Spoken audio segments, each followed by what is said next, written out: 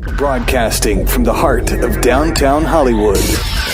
This is SoFloRadio.com. SoFloRadio.com presents CEOmanship, becoming a leader in today's business world, with your host, Steve Gordon, CEO of Gordon Partnership Group, an international business consulting firm specializing in CEO bootcamp, sales team training, as well as client growth and retention.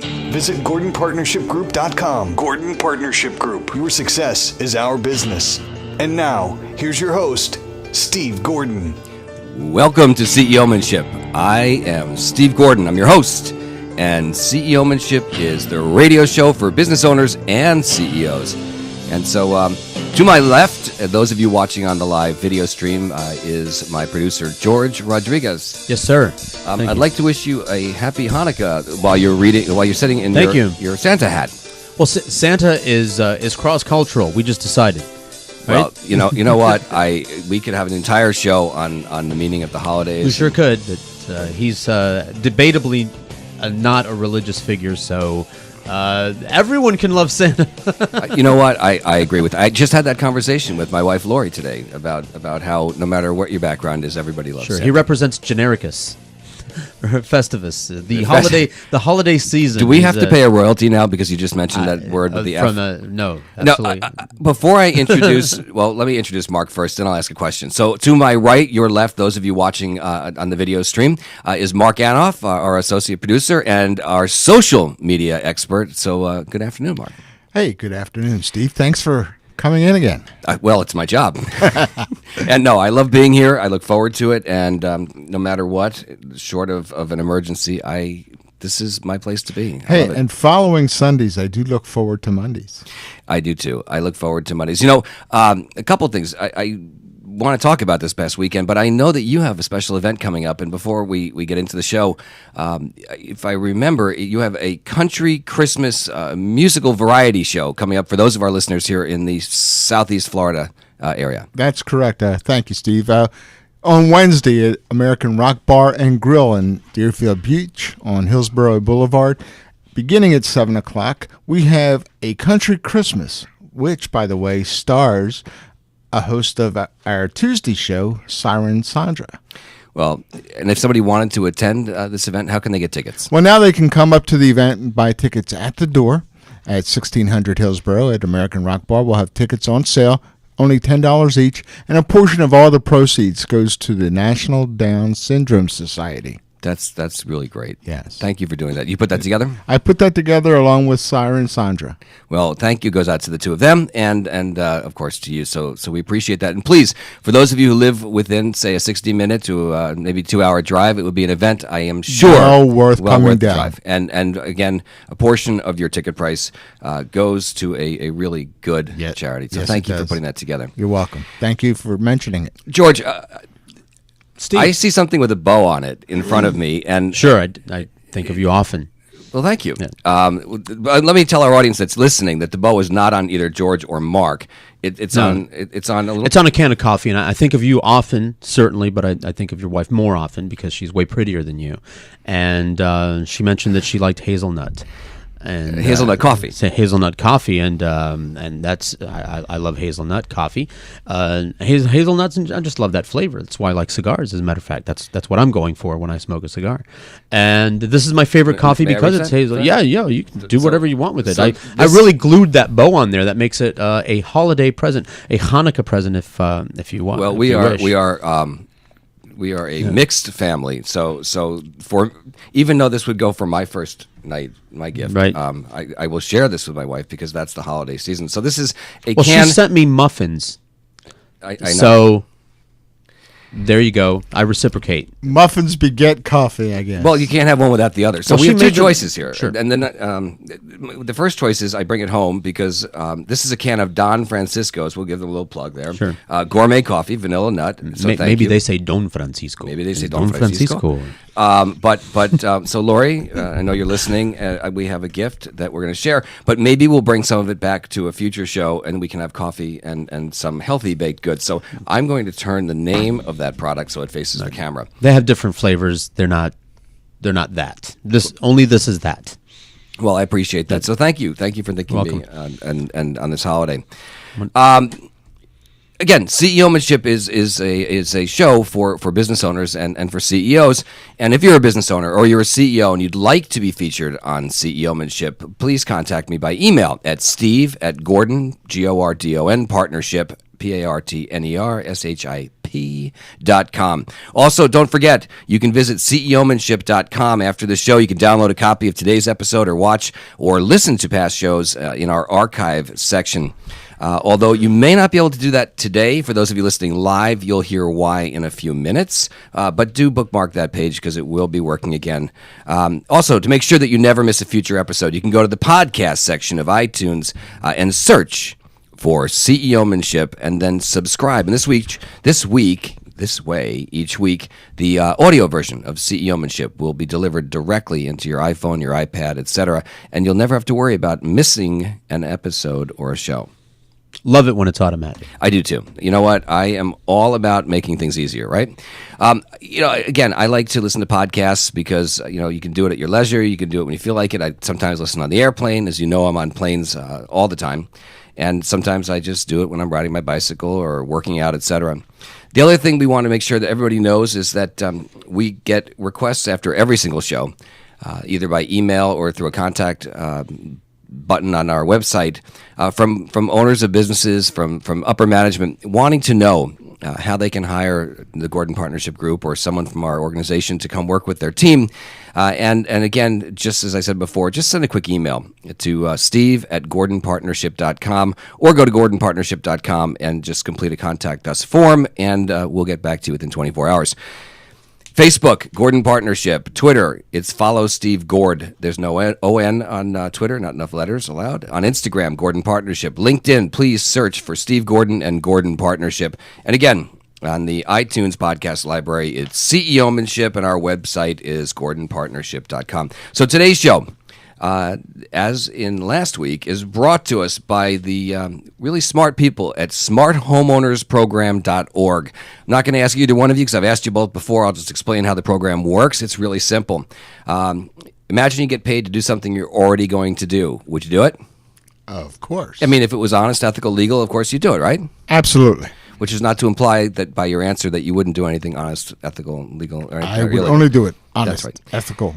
So otherwise, these guys they're brilliant, right? So what they did is they formed the largest broker-to-broker referral network in the real estate industry, at least to my knowledge, here in the United States of America. And what they basically said is this: you own a home. Well, yeah, and one day you or your heirs, your estate, somebody is more than likely going to sell that home. In fact, statistically, it's like 99.99% that a home will be sold at some point, even if it's passed on through an inheritance. So when you sell your home, more than likely you're going to use a real estate professional, a broker, who is the person who owns the agency, from your local area, because they have the right clients, they have the contacts, they know the market, etc. So all these guys at smarthomeownersprogram.org said was, look, we've got a relationship with all these brokers. If you'll go to the website, smarthomeownersprogram.org, and you'll fill out a little form, takes you about 2 to 3 minutes, tell them your name, your email address, a little bit about the house, single family, where it is, the address, etc., who the owners are, who's on the deed, if it's one person, husband, wife, parents, etc. And then based on the value of your home today, these guys will give you, over the next 3 to 5 years, between $300 and up to $10,000, and all they ask in exchange is that when and if, so you're not required, George, but if and when the time comes that you sell your home, you simply use a broker from their network, which is pretty much everybody in your community anyway, which is what you just told me you're going to do anyway. So why not sign up? Doesn't cost you a penny to sign. And you know what? Take the money. Works for me. Anyway, we know a lot of people who have taken advantage of this program, and more every single week. And by the way, the folks at smarthomeownersprogram.org have also told us that if you sign up, and it doesn't cost you anything to do so, and you tell a friend to do the same thing, then they will actually give you a little thank you in the form of a $50 gift card on top of the $300 to $10,000 that they were going to give you anyway. So, wow. Pretty good. Anyway. Wow. And good. So, go ahead. Usually I ask you guys, how was your weekend? Ask me about mine this time. How was your weekend? Well, that's fodder for today's show because I had a whole different topic, but every once in a while something happens. But let me start with a couple of good things. Please do. I'm waiting for Give the us the response. good news first. I mean. So here's the good news. So y'all know Yeah. Well, we're in the South now. So you know that I play ice hockey. I've been playing since I'm 4 years old, and I'm in this league. I mentioned earlier in previous shows that when I came down here to Florida, I assumed that the hockey would be at best mediocre because who plays? It's barely ice. I mean, the closest I knew there was to ice was in my freezer. But there's actually a lot of very good ice hockey here because there are a lot of retired professional players who come down here because what I've discovered is after all those years of living in places like Moose Jaw, Saskatchewan, and Moncton up in Canada, Right next to Medicine Hat. near Medicine Hat. Right, where it's cold and it's dark and it's really cold, that there's something alluring about the warm weather of Florida. So they retire down here, and maybe the fact that there's no state income tax probably also helps. So last night, my team, which is sponsored by, I'm going to throw a plug because they sponsor my hockey team, by Tito's Vodka. The nice folks at Tito's pay for our team to play in this league. Good stuff. Tito's it's an up and coming Austin, brand, Texas. Yeah, man. and I've heard excellent things about the owner, who I'd love, by the way, to have as a guest on this show in case anybody knows Tito. But with that said, I line up, which is the term for standing, getting ready for the game to start, like a tip-off in basketball. So I'm standing there, and I look across the ice, and I see a very big gentleman. Well, I'm not sure I would say gentleman, but a big guy. Actually, he was a gentleman. And as I watched him skate through pretty much everybody, I said to one of the guys on my team, I said, "Who is that?" And he said, "Oh, that's Ryan Sittler," who I then realized Ryan Sittler is the son of Daryl Sittler, who was an NHL Hall of Famer. Not to take anything away from Ryan, who was the #1 draft pick for the Philadelphia Flyers. Is that a hockey team? That's a hockey team in Philadelphia, in Pennsylvania, in 1992, and he was the #7 draft pick overall. And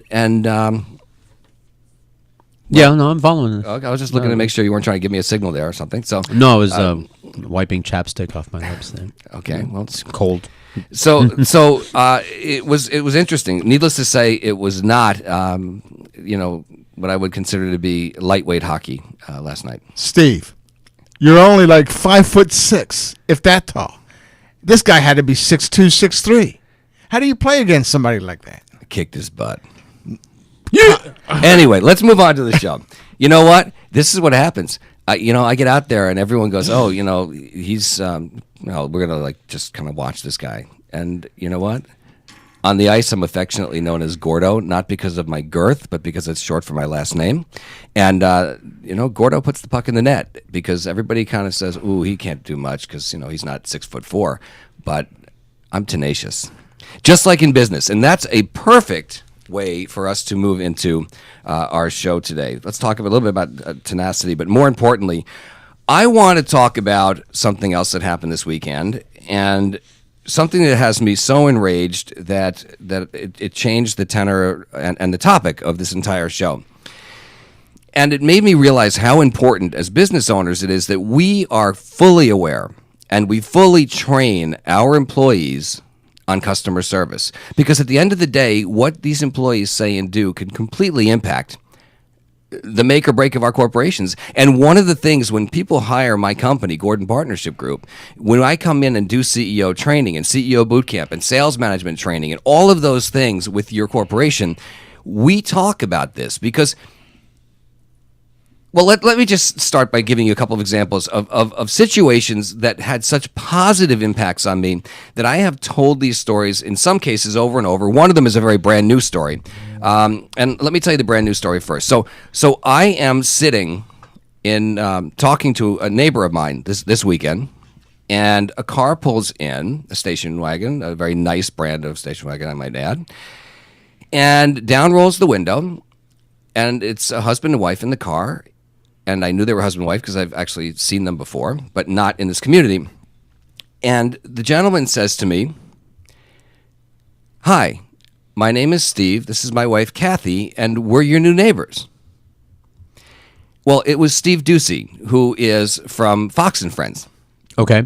And I thought to myself, here's somebody who could have easily been arrogant, or could have easily been pompous, or could have easily just ignored and just driven to his new home, but instead chose to roll down his window and introduce himself as a new neighbor. And we actually had a nice little conversation for just a few seconds. They had a Christmas tree in the back of their car, and I'm not going to tell you where this was, to protect the Ducey's privacy, but I will say, no attitude, 100% genuine, totally gracious. And then about an hour later, I was still out front talking to a friend of mine in that community, and Steve drives by again, slows down, waves and smiles, and then drives out of the neighborhood. And that has totally, I liked the show to begin with, and I watch it a lot. But to have that kind of impact, and to be someone to be so kind and so gracious, who could have easily not been, totally ingratiated me to him as an individual and to his show. And his wife, Kathy Garrity, who is also very, very famous, was just as pleasant. So, there's an example of how an individual, because even though Steve Ducey is his own person, he represents Fox and Friends and Fox News Channel as a brand. And had he been pompous, and I'm not saying he was, obviously wasn't, it could have easily done the opposite, and I could have said, wow, and not wanted to watch that show anymore. So here's another story that I've told over and over again. This is kind of a fun story.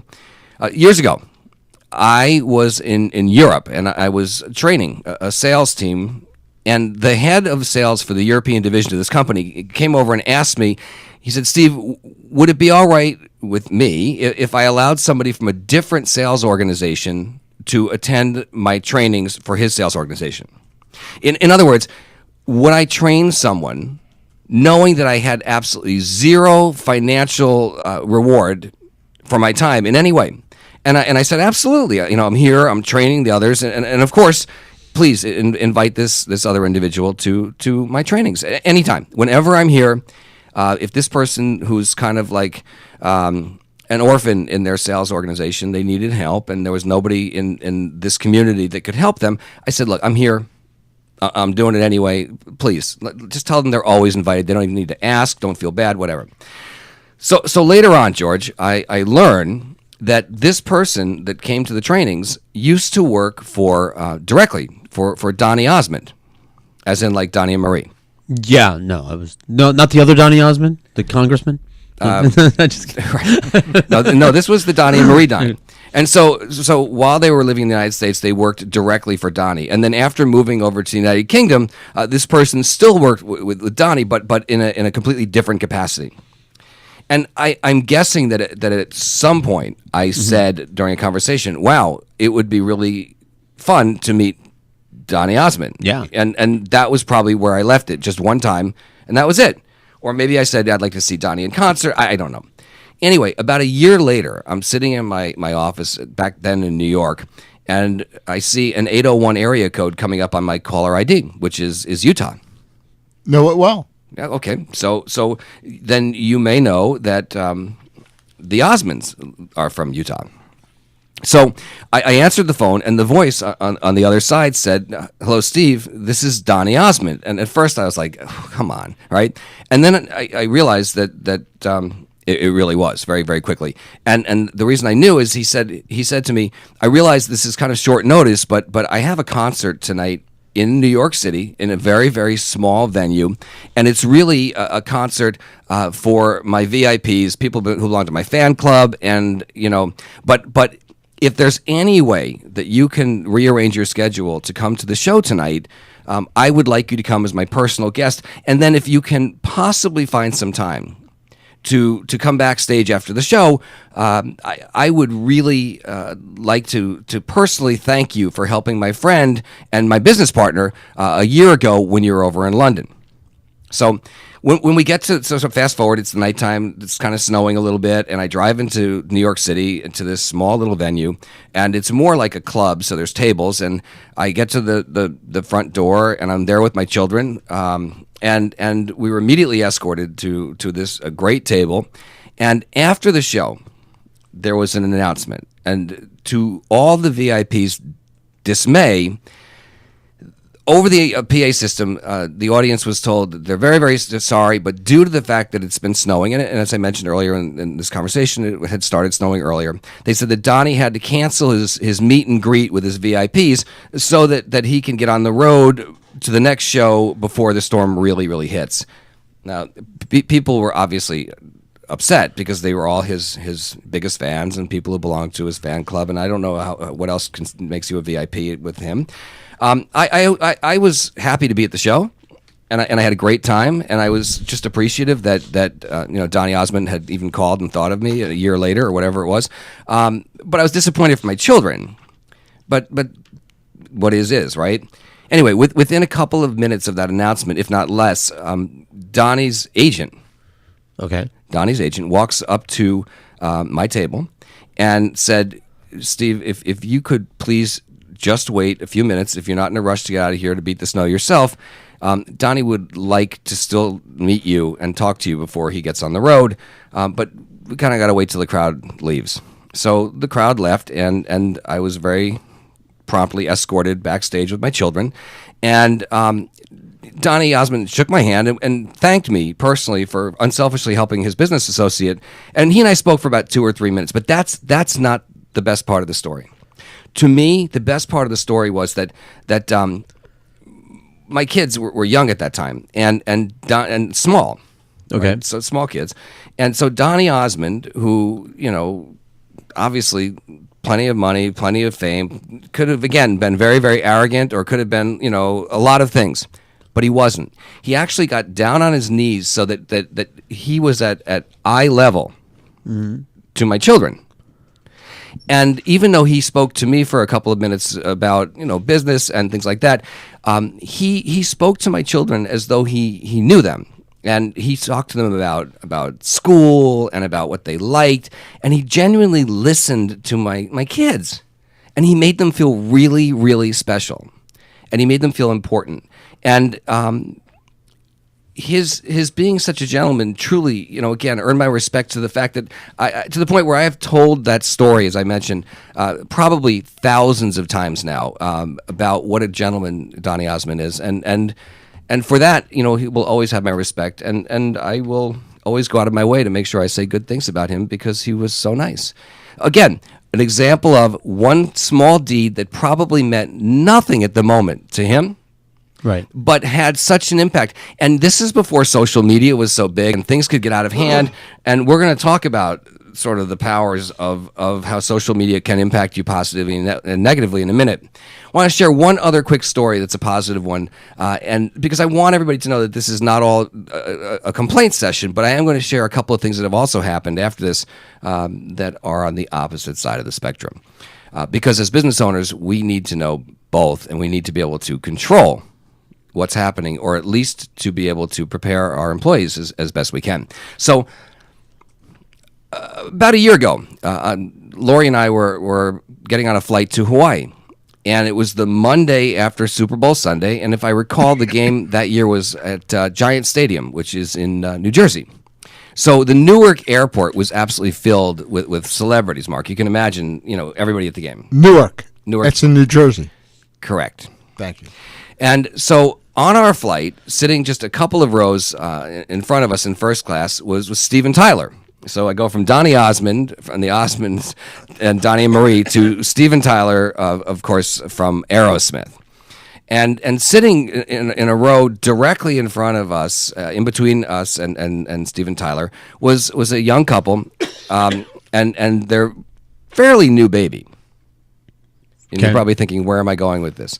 Anyway, it's a long flight from Newark, New Jersey to Honolulu, and then we actually continued on. Honolulu, that's where you're going with this. No. Are you going to get married with this? No. Oh. We were actually married, but we were actually going to look at a place to live in Maui. I've heard you tell me that you thought of living there. We actually were planning on that, but and someday we will, because we love Hawaii. But anyway, the point was this, that several times during the flight, Steven Tyler walked back and spoke with these parents, and he played with this baby, and he was such a gentleman, no ego. I mean, you're talking about being someone who is part of maybe one of, if not the most successful rock and roll bands in history. And at that time, I think he was also a judge on American Idol. So, I mean, you know, you don't get much bigger in that industry than Steven Tyler. And here he is being just one of the passengers on a plane, not flying private, flying on a commercial jet, and being really approachable with people on the flight. And then a couple of days later, Lori and I are having dinner, and it's about 8 o'clock in the evening. It's very quiet. We're sitting outdoors at this restaurant. And at the table right next to us, which was empty, walks in Steven Tyler, right? How fortuitous, right? And I'm telling you, Steven was as close to us, or to me, where I was sitting, as I am to you, Mark, or you, George. And again, when he walked in, he was polite. A couple of fans approached him at the table. You know, I would have loved to have talked to him, but I thought I'm not going to interrupt his dinner, and I left him alone. But a few fans did go up and speak to him. He was polite. He was very courteous to the wait staff. He was just a gentleman. And so again, Steven Tyler and the Aerosmith brand have earned my respect for being, you know, really great people. And you can imagine that when you do the right thing, it goes a really long way. And so think about, again, when you're in business, doing what the impact of a little thing, just going a little bit out of your way for a prospective client, for a client, what that can mean. And then think about not going out of the way, or even worse, doing the wrong thing. So I'll give you a couple of stories that have also happened to me that have had the opposite effect.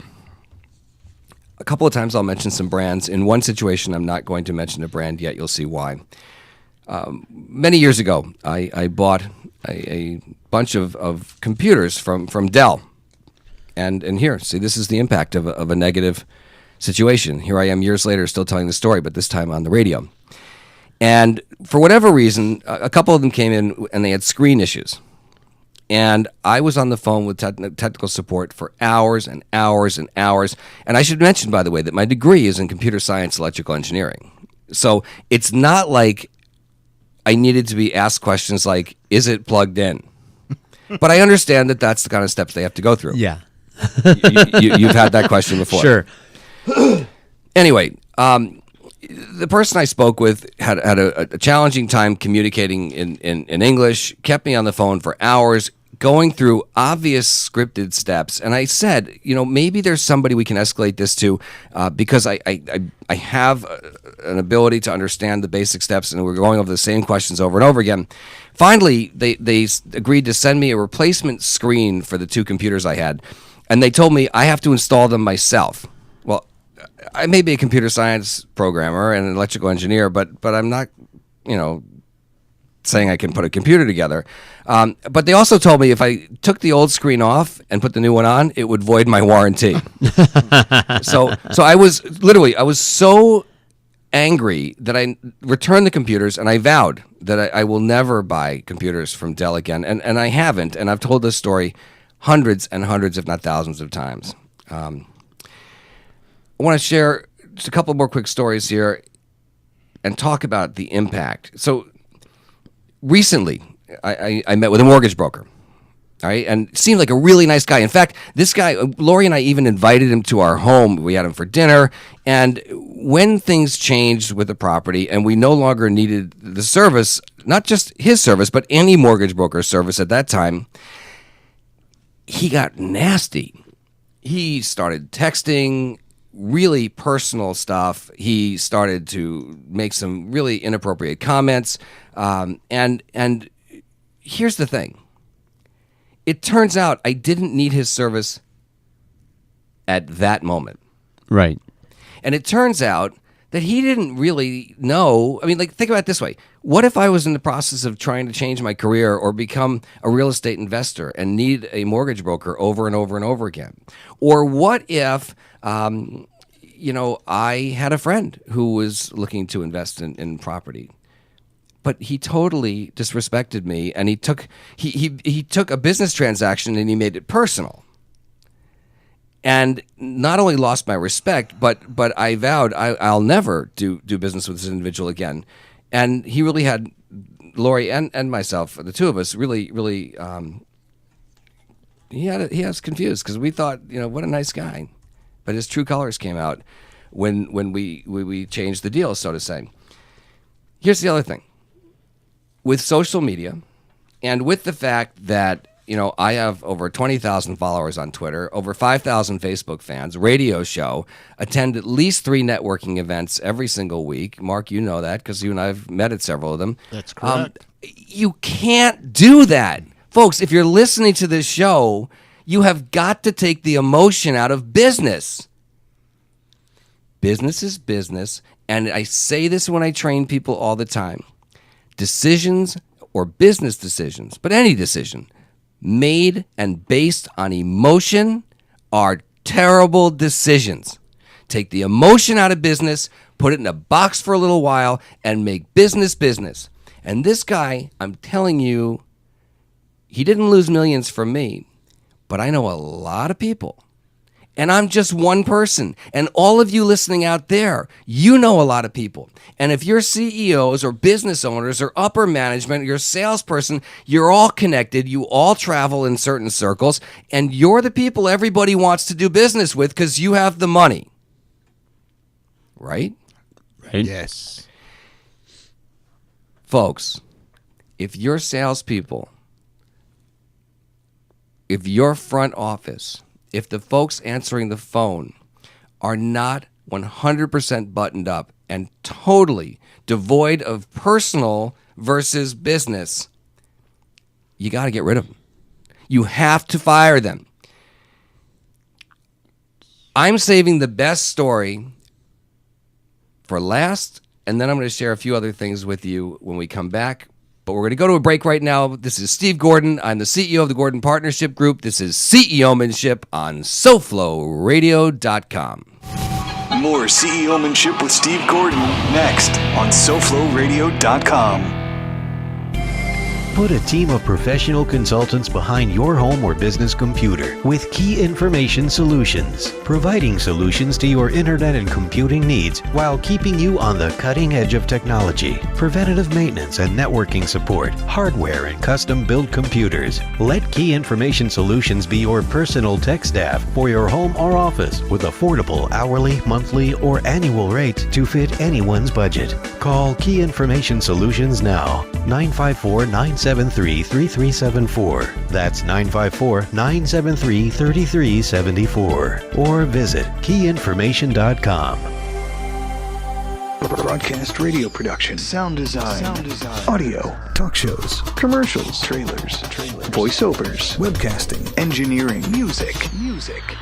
Learn how for a lot less than $10,000. Send a text to 954-803-9717. That's 954-803-9717. When you're ready to actually lose weight safely and steadily while being monitored by a physician, the Weight Loss Clinic of Dr. Kim Jacobson is there for you. The family medicine practice was established by her father in 1956 and continues as a medical practice that now specializes in weight reduction. Dr. Kim Jacobson joined the practice 20 years ago as both a family medicine practitioner and weight loss specialist. The Weight Loss Clinic utilizes a combination of appetite suppression medication and vitamins to produce great results, usually 3 to 4 pounds per week for most patients. Now you can change your lifestyle while still enjoying your own food, just less of it. They offer a choice of 2, 3, or 4-week plans. So whether you just need to lose a few pounds or a lot, the Weight Loss Clinic of Dr. Kim Jacobson can help you. They're located at 5454 Northeast 4th Avenue in Miami, just 2 blocks west of 54th Street and Biscayne Boulevard. Call them at 305-751-0091.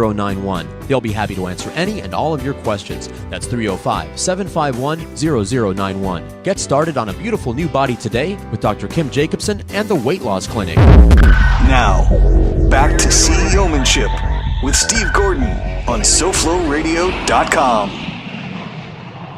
Okay, so we're back. We're talking about customer service and how it can make or cost you potentially millions of dollars as a business owner. So remember I started the show, Mark, and I said to you and George, I said there was something that happened this weekend that completely changed the tenor and topic of the show. Yes, You did. I've you been did. waiting. You teased that, Yes. as we call it in Well, broadcasting. Yeah. I'm looking and I'm thinking, I hope I have enough time to really finish this story. So here's the deal. Let me tell you a situation now, and I'm not going to mention the name of the person or the company because there's pending litigation, and this all happened in the last 24 to 48 hours. I can't believe what happened. And again, I'm not sitting here on the show today to vent my personal issues. I want you as a business owner to be aware that what your employees are doing could impact you and you don't even know it. Or you do, but you're not really thinking about it. So let me tell you the story.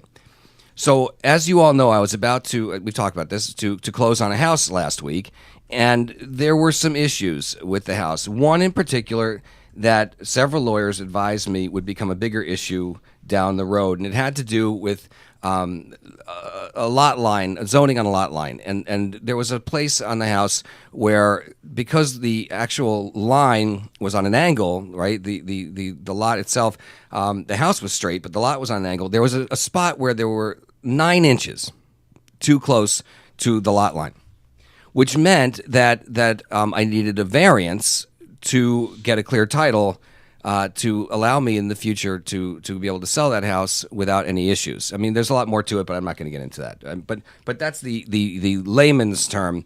And so the real estate agent, who was actually had both sides of the deal, it was his listing and he was working with us, kept saying, no, it's no big deal, it's no big deal, it's no big deal. And there's two things. There's something called insurable title and marketable title. And what it basically means is that the title company will make sure that when you go to sell your home, if there is a problem like this, if it's insurable and marketable, that they will make sure that you are not forced to, they'll cover you if you have to fix it. So in my case, fixing it would mean having to remove 9 inches from one corner of the house because I can't move the lot line. At the last minute, and you know, both of you, how much I loved that community. I mean, it kills me to sit here right now and tell you that I had to walk from this deal. But under... No. Yes, you didn't know. I didn't tell you. Right? So under strict advice from several lawyers, they all said, it's too much trouble. Don't. And finally, they said, well, if the title company will give you something in writing, and they told me what they needed, then go ahead, because then it's good. But in the bottom of the ninth inning, the title company, which kept saying, no problem, said, oh, no, we can't give that to you in writing. So, okay, great. You know, it's great that they all tell me this stuff, but 15, 20, 30 years from now, I go to sell the home and there's a problem. Anyway, I don't want to sound enraged because that's not the problem. When I left my old home, there was a short gap of time, several weeks, between moving and closing into the new home. And so part of the contract was that we would have what's called a pre-occupancy agreement. And the seller said, yes, we'll allow you to stay in the house and we're going to charge you $100 a day. And I thought that was reasonable. And I was allowed to store some of my furniture and some of my personal items there. And if I wanted to, I could stay there or do it. In other words, I was a renter basically by the day. Okay? Yes. So I'm in the Northeast Tuesday, Wednesday. I fly home Wednesday night early so that I could come to closing on Thursday. And at the last minute, without getting into too many details, we decided that this was not going to work. And we decided that we're not going to close. Now, there's a deposit being held in escrow. Okay, that's part one. So Thursday, the deal's canceled. All right.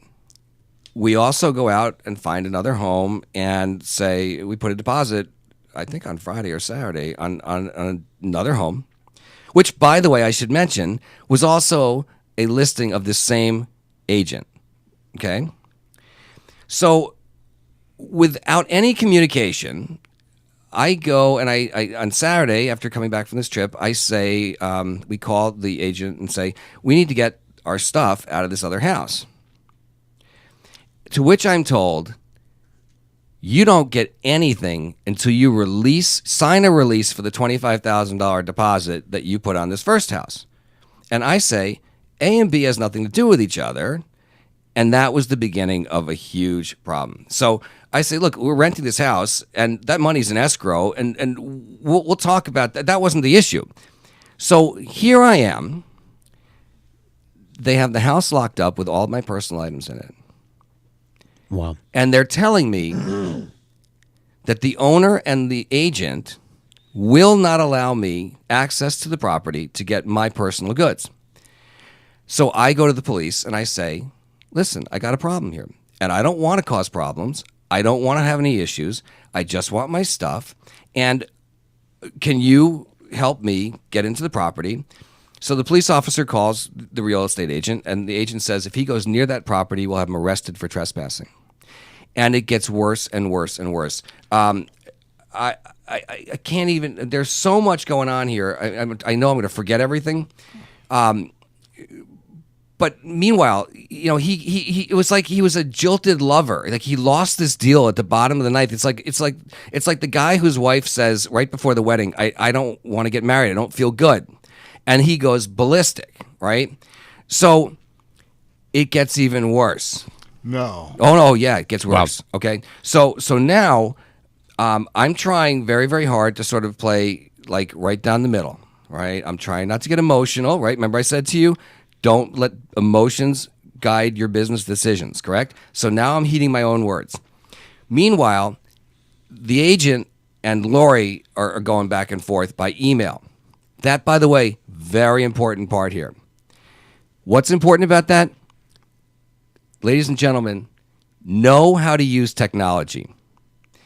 If you have an iPhone, if you have an iPad, if you have some kind of digital device, George is looking at his right now, Mark's got his iPad, you had best learn how to use this, and I'm going to tell you how it's going to come to help us in a huge way. Number one, all the emails that went back and forth between Lori and this agent, where he is saying, you're not getting your stuff, and I don't care, and calling her names, and I mean, it got really bad. And then says, basically under duress, says, well, if you'll sign the release for the deposit, then I'll give you access to the house, and that's it. So now I've spent from 9 in the morning till 4 in the afternoon at the police station, the local police station, sitting there with the police officer, totally calm, not losing my cool because there's nothing to gain, right? At one point, there are some discussions going on, and I'm texting back and forth with my wife. And she's telling me by text what's going on through some of these emails back and forth. And so that's part two about technology. It's also important to not only know how to communicate through your technology and use it adeptly, but also it's critical to have a partner on your side that you truly trust. In this case, my partner is my wife, but she also is my business partner and is a partner in the purchase of this home. So finally, under duress, because I said to Lori, look, we're going on a business trip. We're leaving tomorrow. I don't trust to leave our things here. That's my personal feeling. I don't want to leave our things in this house if we have to leave Florida and come back 5 days later or however many days later it is, so that I don't know what's going to happen. And there were some very important personal documents, some jewelry, papers, and things of both personal value and sentimental value. So I say, I'm not going to leave the police station until we get this resolved. And the agent, because the broker owns the agency, and the broker has no clue this is going on to the best of my knowledge. So the agent is going, you want your stuff? Sign a release, sign over the money for the deposit that's in escrow back to the homeowner. Now again, nobody had talked about that, and I'm renting the property, and nobody had communicated with me. You guys following this on the radio and TV? Talk about communication. Nobody contacted me to say, listen, the fact that the contract has now been canceled means that your day-to-day rent has been canceled. See, if this guy had just picked up the phone, and if he had just said, Mark, Steve, Lori, because the contract is canceled, I'm going to pick a period together with you. Let's pick a period today with a 6-hour window even. And I will meet you at the house And I will be there. And if you want to bring somebody else with you, you can bring someone too to make sure. I mean, I would bring someone to make sure there's no damage or anything. And I will allow you a short window, but you must remove your items in this window. But that never happened. This guy took it upon himself as an employee of a very, very successful real estate company here in Florida, a company that I am sure will be mortified when they find out, took it upon himself to essentially conspire with the owner to, in my opinion, extort me by holding my personal property hostage. That's what it sounds like. Okay, now, I was paying the rent. Anyway, all of this aside, right? I get in the house, finally, because under duress and the fact that I had no other way to get this, the police basically said, look, we don't know if this is a civil situation. I'm saying, look, if you can't get this done, I want a bench warrant. I want this guy arrested. I want the homeowner arrested out west. I'm getting mad, right? This is my stuff, and it has nothing to do with the deposit.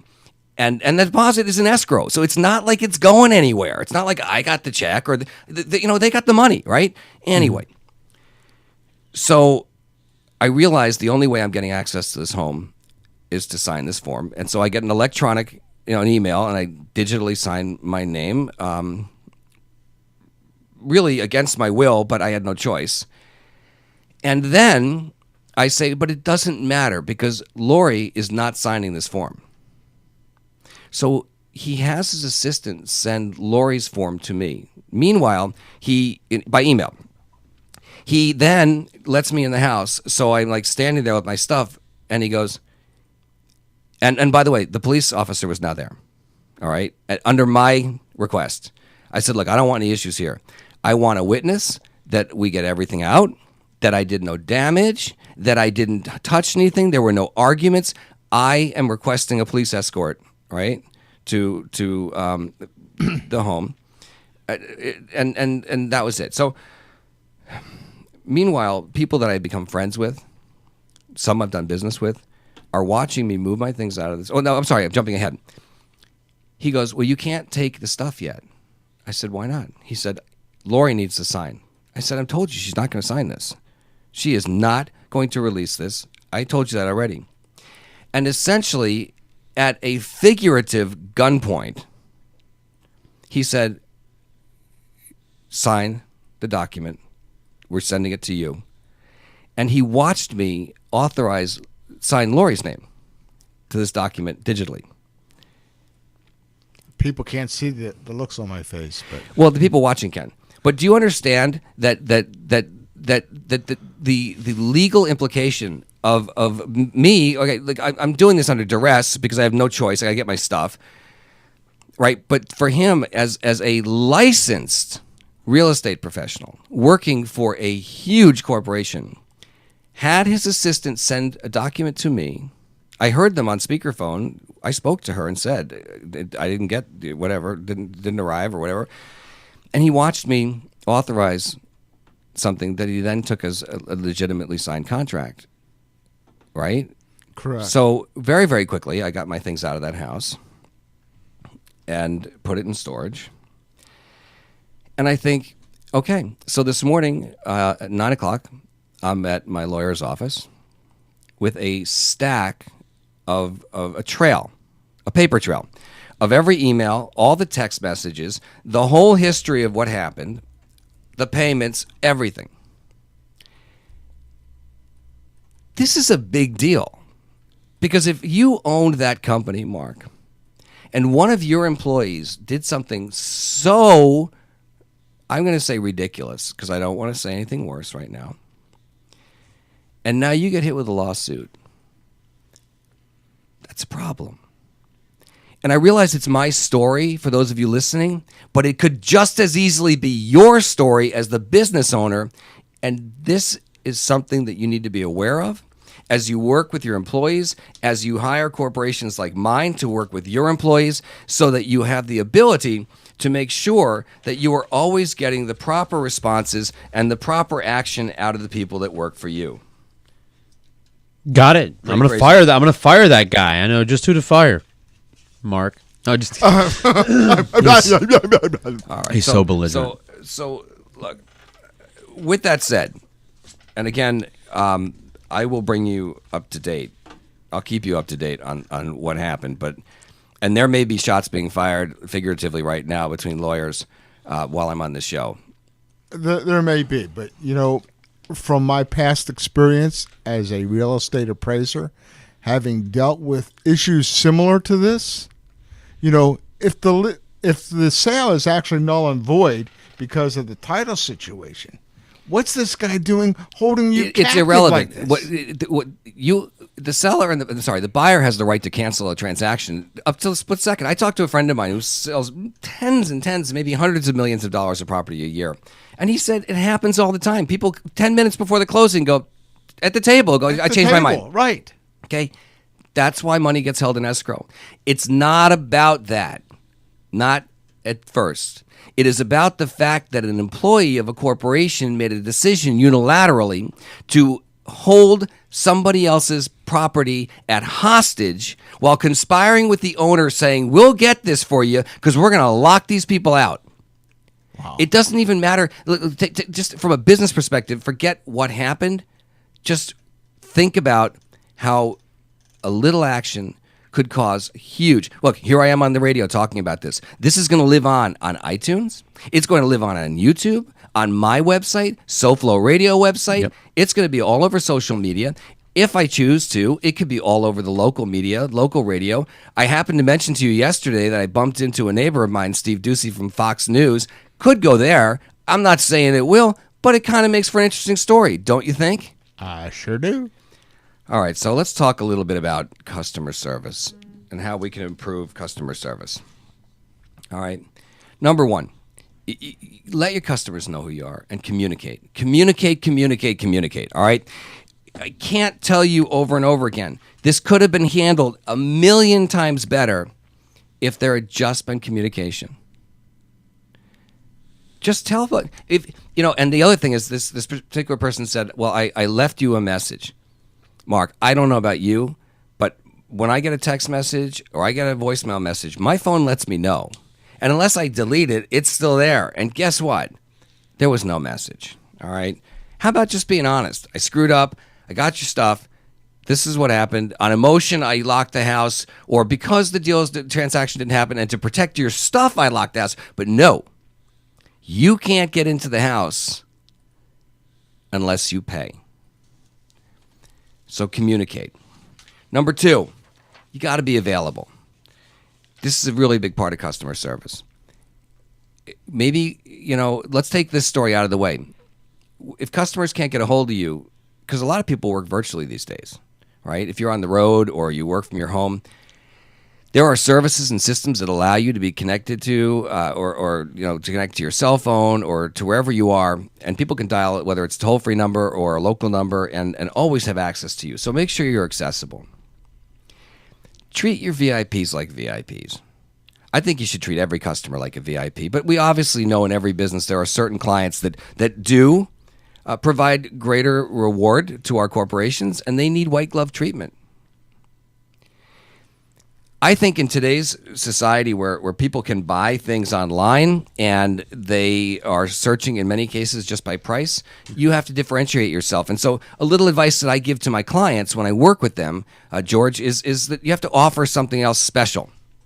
Good idea. So in my case, Mark, I think that knowledge, information is really important. So maybe you want to offer special conference calls or online meetings or webinars or reports, but give something to your clients, all of them, that keeps them feeling like you're in touch and that you care. And that goes also to community, because the further and further away we go from having direct touch with our clients, we want our clients to still feel like we are people. One of our sponsors on this show, grapeswine.com, is a virtual business. They do millions and millions of dollars a year in wine sales. But what they do is it's not all web-based. They do have a web-based program, hence the name grapeswine.com. But Grapeswine also has a host of what they call wine advisors. These are individuals who physically pick up the phone and call the clients, offering them information about great product that they would like and answering questions and spending time so that this customer doesn't think that they're just, somebody who's buying from who knows where. And also, it's important if you have a virtual corporation, I believe it's really important to let people know where you are. It's not important to go out and rent an office. You don't need to do all those things if you don't need to spend the money. But people need to know where they could physically find you if they need to. It makes them feel more comfortable. Put up a video of yourself if you're the owner so that they can see who you are and that you're a real human being. Some pictures, maybe photographs of holiday parties, stuff going on in the office. All of those things are really critical to enhancing the customer's experience and making them feel good and comfortable purchasing from you. I printed out, actually, I asked by email and on LinkedIn and on Facebook and through Twitter, I asked some of our listeners to send in some interesting stories. Okay. I'm going to share a couple, all right? Here's one. It's from a gentleman named Ron. He said he had a problem with a new piece of electronic equipment, and he called for assistance. And the first technician that he talked to insisted there was nothing wrong with this company's equipment, and it must be his fault.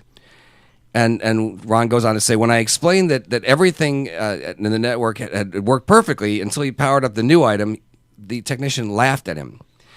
He goes on to say, when I asked to talk to a supervisor, he responded with the infamous two-letter expletive. We know what those two letters are, and hung up. I called back and spoke with a different tech who was able to resolve the problem in a matter of minutes and who then asked his supervisor to join us on the line. When I told the supervisor of my early experience, she asked me to give her 1 day so she could resolve the problem. She called back in less than 15 minutes to explain that the call center manager had reviewed the tape of the call, fired the original technician, and promoted the second one to a customer service training position. And he says this went from being a worse customer service experience to one of the best in less than 30 minutes.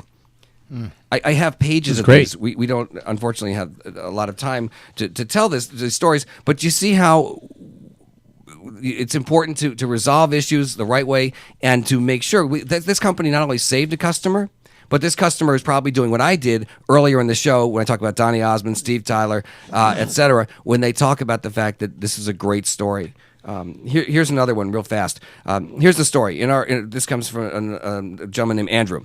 Here's the story. In our large grocery store, I asked about the cinnamon buns that were in the sample dome. The employee I asked said, well, they were very fattening, and frankly, you could do with losing some weight. No. I don't make these up. They just came in by email, all right? Not real good customer service. Let me see if I could give you one more. Okay. I wish I had more time. Here, are your reps so busy following scripts that they don't listen? Here's another one that came in from a woman named Deborah.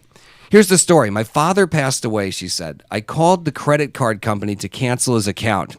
I said, my name is Deborah. My father, Pat, passed away, and I'm the executor of the estate. I'm calling to cancel his account. The representative replied, well, I need to talk to Pat. I said, listen very carefully. She used the word dead. He's dead. Now, if you want to talk to him, you'll have to figure out how to do so. Meanwhile, can I speak to a supervisor? The supervisor got on the phone, and I said, do you have a connection with God? The supervisor cracked up laughing and then said she had heard about the conversation and obviously took care of it. We are at the end of our show, and so I want to thank you all for joining me today. Mark, thank you for everything you do to tweet and keep our folks up to date on what's going on. George, Steve, it's been great to work with you again. Always Thank a pleasure. you for my coffee, a can of vanilla nut from Don Francisco. My name is Steve Gordon, and I am the CEO of the Gordon Partnership Group. That's GordonPartnership.com, the Gordon Partnership on Facebook. Follow Steve Gord, G-O-R-D, on Twitter. Gordon Partnership on Instagram. CEOmanship on iTunes.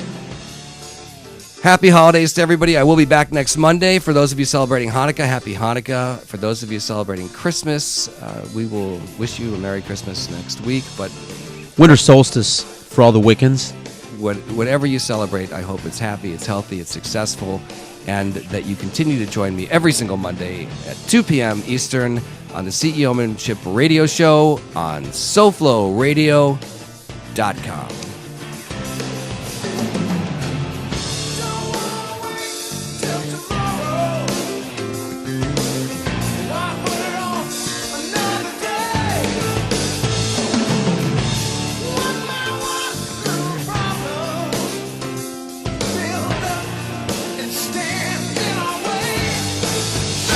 SoFloRadio.com and SoFloTelevision.com.